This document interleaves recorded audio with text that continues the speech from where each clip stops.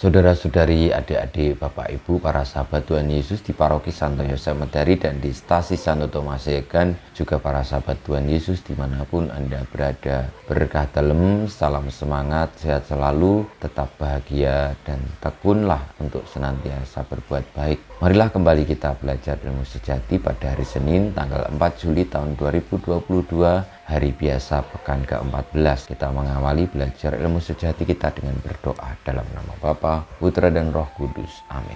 Allah yang Maha Setia dan penuh kasih, singkirkanlah segala sesuatu yang dapat menodai kesetiaan kami dalam mengabdi-Mu dengan jujur dan penuh bakti. Bantulah kami semua dengan Roh Kudus-Mu agar tetap setia berpaut pada sabda dan perintah cinta kasih-Mu. Dengan pengantaraan Tuhan kami Yesus Kristus Putra-Mu yang hidup dan berkuasa bersama Dikau dalam persatuan Roh Kudus Allah sepanjang segala masa.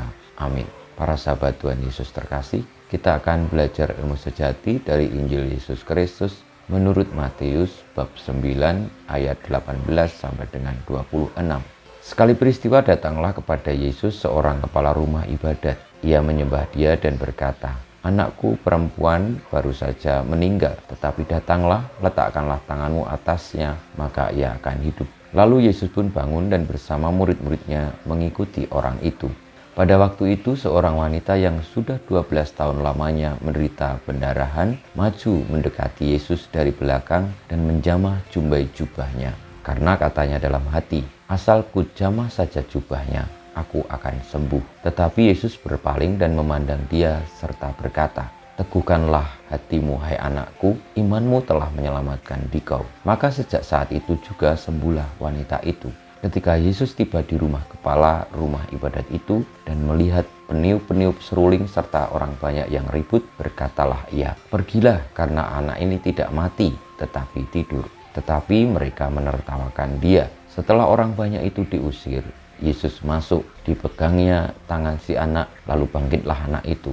Maka tersiarlah kabar tentang hal itu ke seluruh daerah. Demikianlah sabda Tuhan, terpujilah Kristus.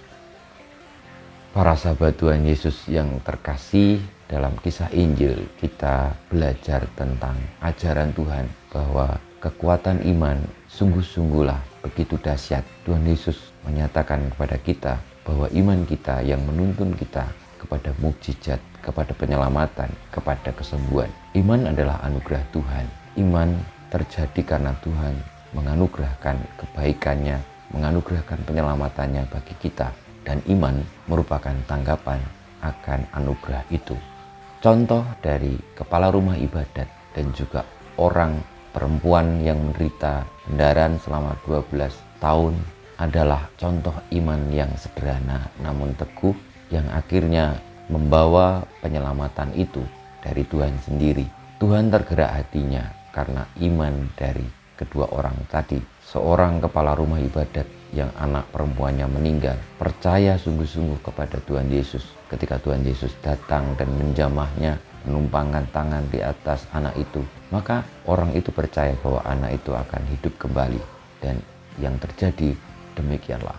Juga seorang wanita yang menderita pendarahan sampai 12 tahun akhirnya disembuhkan karena percaya sungguh-sungguh, karena beriman sungguh-sungguh bahwa dengan menjamah jubah Tuhan Yesus, maka ia akan sembuh. Dan demikianlah yang diterima oleh perempuan itu.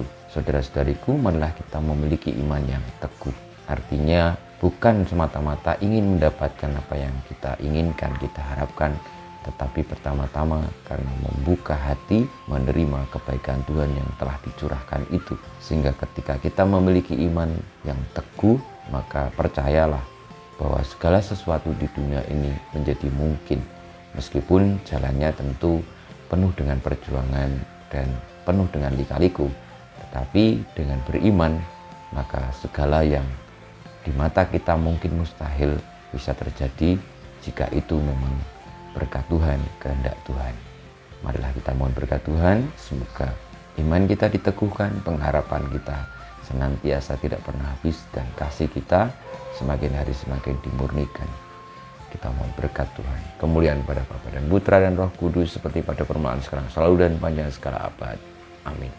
Ya Yesus, jadikanlah hati kami seperti hati-Mu, Tuhan bersamamu dan bersama rohmu, kita semua hidup kita, perjuangan kita untuk memiliki iman yang teguh, senantiasa dibimbing, dilindungi, diberkati oleh Allah yang Maha Kuasa, Bapa dan Putra dan Roh Kudus. Amin.